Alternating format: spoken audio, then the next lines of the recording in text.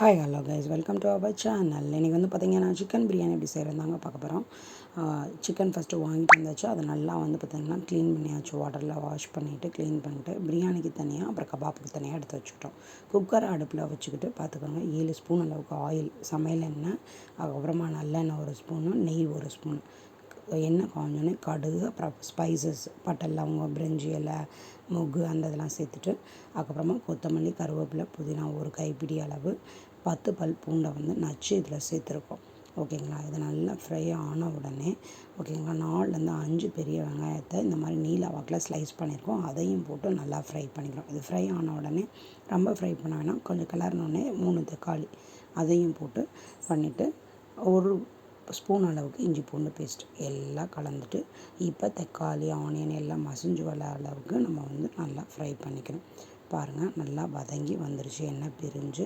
இந்த ஸ்டேஜில் வந்து பார்த்திங்கன்னா டிப்ஸ் மாதிரி தான், ஒரு டேஸ்ட்டுக்காக ஒரு முட்டையை உடச்சி ஊற்றி கலந்துக்கிறோம். ஓகேங்களா.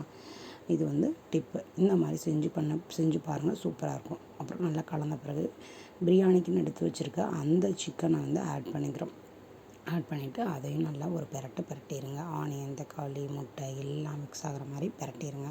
இப்போ பிரட்டி முடித்ததுக்கு அப்புறம் பார்த்தீங்க அப்படின்னா நீங்கள் வந்து மசாலாஸ்லாம் ஆட் பண்ண போகிறீங்க. ஓகேங்களா. பிரியாணி மசாலா தான் நம்ம ஆட் பண்ணியிருக்கோம், கடையில் தான் வாங்கியிருக்கோம். பிரியாணி சிக்கன் மட்டன் பிரியாணி மசால் பொடி, அதை வந்து அப்படியே ஒரு பேக்கெட் ஆட் பண்ணிட்டோம். நல்லா கலந்த பிறகு 1 கப் அளவுக்கு ஃப்ரெஷ் தயிர் அதையும் ஆட் பண்ணி, தயிர் சேர்க்கும் போது எப்போயுமே சிக்கன் சாஃப்டாகும். ஸோ அதையும் சேர்த்துட்டு நல்லா கலந்துடுறோம். ஓகேங்களா. கலந்து கொஞ்சம் பாருங்கள், நல்லா ஒரு கொதித்து இந்த ஆயில் பிரிஞ்சு வரும். அந்த ஸ்டேஜில் பிஞ்ச் அளவுக்கு மஞ்சப்பொடி. ஓகேங்களா. அப்புறமா ஆல்ரெடி நாங்கள் அரிசி வந்து பார்த்திங்கன்னா வீட்டு அரிசி தான் ஊற வச்சு எடுத்து வச்சுருக்கோம். அந்த அரிசியை வந்து ஆட் பண்ணிக்கிறோம். நல்லா ஆட் பண்ணி கலந்ததுக்கப்புறம் அந்த அரிசிக்கு தேவையான தண்ணியை வந்து நம்ம ஊற்றிடுறோம்.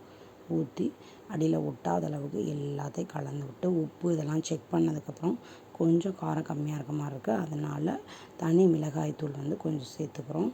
அப்புறம் மேலாக 2 ஸ்பூன் அளவுக்கு ஆயில் ஊற்றிட்டு குக்கரை மூடி வச்சுட்டு 2 விசில் தான், 2வது விசில் வரப்போ ஆஃப் பண்ணிவிட்டு திறந்து பார்த்திங்கன்னா பாருங்கள், சுவையான டேஸ்ட்டான சிக்கன் பிரியாணி ரெடி ஆயிடுச்சு.